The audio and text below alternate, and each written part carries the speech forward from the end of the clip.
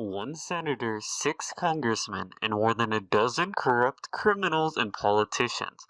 On February 2nd, we learned of their dealings and illegal use of power. The FBI uncovered a sale of paintings in New Jersey and Washington, D.C., which led them to the corrupt politicians who were willing to give them a gambling license for a total of $100,000. If we hadn't found them, they would have been working indefinitely. How can we trust our government if they need to be babysat just to be stopped from breaking their own laws? Reagan, one of our most liked presidents, a real friend of the people, left office with the best approval rating of the time. But in 1986, we learned the truth that his administration had been selling guns to Iran, even though it was outlawed by a trade embargo. And they sent the money to Contra, banned by the Boland Amendment. No one faced charges because George H.W. Bush got them all off the hook. Everyone involved broke the law and walked away like they were above it. This is our government, not the government's government. What did you think of the No New Taxes speech from George H.W. Bush? So I remember thinking he was stupid to make that pledge, and I was right because he paid for it politically. The infamous No New Taxes speech from President H.W. Bush, a promise that helped him get elected in 1988. But then, 2 years later, he put forward new taxes in the budget.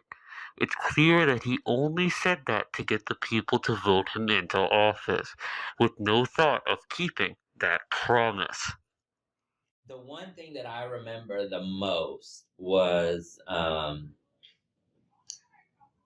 Bill Clinton, like, deny. Like, at first he was like, I did not have, I mean, that's that meme, right? I did not have sexual relations. Like, he denied it, and I tell you what, when it came out, it was like a total change of tunes. In 1998, President Bill Clinton was accused of having an affair with Monica Lewinsky. She was an intern at his chief of staff. At first, they both lied, saying they had never had sexual relations.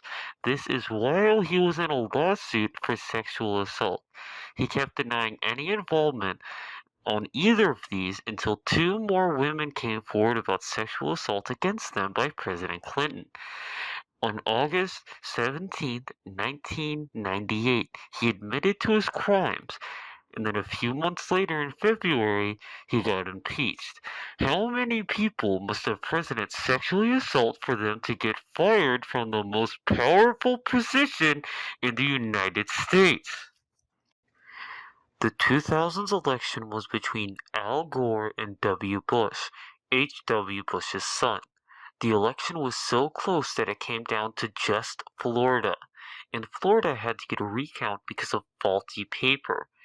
This caused chaos among voters, and the recount was taken all the way up to the Supreme Court and debated for a month after the election.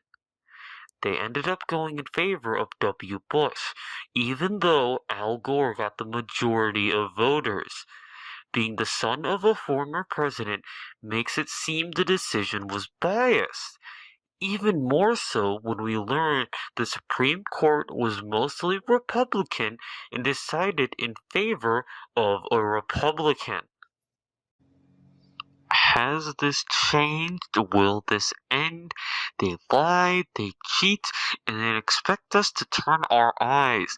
They have made empty promises that uncovered got little to no change done. Nothing has changed. They keep covering up scandals with empty promises and false words. The bad people leave, but they keep electing their offspring, and we have done nothing to stop them. Scandals have come and gone, and no one has gotten any better.